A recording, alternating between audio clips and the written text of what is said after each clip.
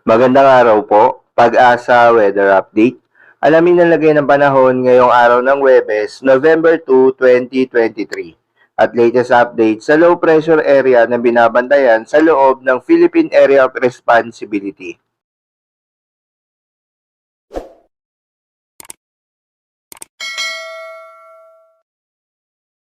Meron po tayong tatlong weather systems na minomonitor sa ngayon at una na dyan ay ang low pressure area na malapit na sa ating kalupaan. As of 3 in the afternoon ay nasa coastal waters na ito ng bayan ng Dinapigue sa Isabela. Inaasahang lalapit pa itong low pressure area dito po sa may northern Luzon at possible na malusaw na rin ito. This low pressure area plus the shear line ang siyang patuloy na nagpapaulan po dito sa silangang bahagi po ng Luzon. Ang shear line ay ang linya po kung saan nagtatagpo po ang mainit na hangin galing dito sa Pacific Ocean plus ang malamig na hangin galing dito sa may northeast, particularly the Amihan. So itong shear line, kitang-kita sa ating animation yung mga kaulapan at sinasamahan na rin ito ng mga pag-uulan na minsan po ay malalakas. At samantala dito naman sa kaliwang parte ng Luzon, meron po tayong northeast monsoon or Amihan na siya nagdadala pa rin po ng generally mas malamig na panahon, makulimlim na panahon in general na sasamahan lamang po ng mahina hanggang katamtaman ng mga pag-ulan. At dito sa Visayas and Mindanao, generally mainit na may tsansa lamang po ng mga pulupulong pag-ulan. Asahan pa rin po natin ang maulap na kalangitan in many areas of Luzon, lalo na ang silangan at katimugang bahagi. Asahan po yung kalat-kalat na ulan and thunderstorms dahil sa shear line. Dito po sa Cagayan Valley, dito na rin po sa may Aurora, malaking bahagi ng Calabarzon, plus Metro Manila. So mag-ingat pa rin po sa mga pag-ulan, light to moderate with at times heavy rains. Kung lalabas po tayo ng bahay bukas, magdala ng payong. Dito naman sa natirang bahagi ng Northern and Central Luzon, asahan pa rin ang epekto ng Northeast Monsoon. Sisilip-silip ang araw pero asahan din yung mga pulo-pulo, yung mga saglit na mga pag-ambon din po possible.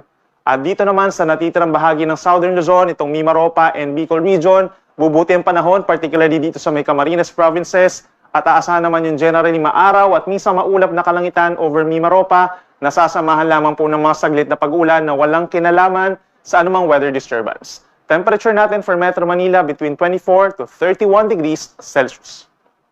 Sa ating mga kababayan sa Visayas, halos katulad pa rin po na weather conditions, bahagyang maulap at minsan maaraw na kalangitan, nasasamahan lamang ng mga localized thunderstorms o yung mga pag-uulan na dulot ng mainit na panahon. Sa ating mga kababayan sa Mindanao, asahan din po ang mainit at maalinsangang panahon lalo na sa tanghali, possible yung sa Zamboanga City hanggang 34 degrees Celsius at sa Metro Davao naman po hanggang 33 degrees Celsius. Then pagsapit po ng hapon hanggang sa gabi, meron tayong mga localized thunderstorms o yung mga pulupulong ulan na nagtatagal lamang ng 1 hanggang 2 oras. Sa ating mga kababayan po na maglalayag bukas, asahan po ang maalong karagatan dito sa malaking baybayin po ng Luzon dahil pa rin yan sa northeast monsoon or Amihan. Possible yung hanggang 3.4 meters po no, nasa isang palapag ng gusaling taas ng mga pag-alon. Delikado ito sa maliliit na sasakyang pandagat, lalo na sa mga nangingisda over here in the West Philippine Sea at sa may Philippine Sea sa silangan po ng Luzon. Over Visayas and Mindanao, ganun pa rin po. Generally banayad hanggang katamtaman ng taas ng mga pag-alon. Maliban na lang kung may mga thunderstorms, possible pa rin umakyat ng 2 metro ang mga pag-alon. And for the next 3 days, iiral pa rin po ang northeast monsoon. Doon lamang po sa may northern Luzon dahil aasahan yung paghina pa ng shear line. Aakyat ito patungo sa may Batanes and Babuyan Islands. So magre-replace po itong malamig na amihan doon sa may northern Luzon. Pagsapit po ng Friday hanggang weekend. But meron po tayong possible na mabuo na low pressure area over the weekend sa may silangan po ng Mindanao at doon naka-embed po yung intertropical convergence zone, yung low pressure area at possible na magpaulan ito sa silangang parte po ng Mindanao over the weekend. So sa Metro Manila, Friday hanggang Sunday, asahan pa rin ang bahagyang maulap hanggang sa maulap na kalangitan na sasamahan ng mainit na panahon hanggang 32 degrees Celsius sa tanghali at sasamahan din ng mga pulupulong ulan dulot ng localized thunderstorms.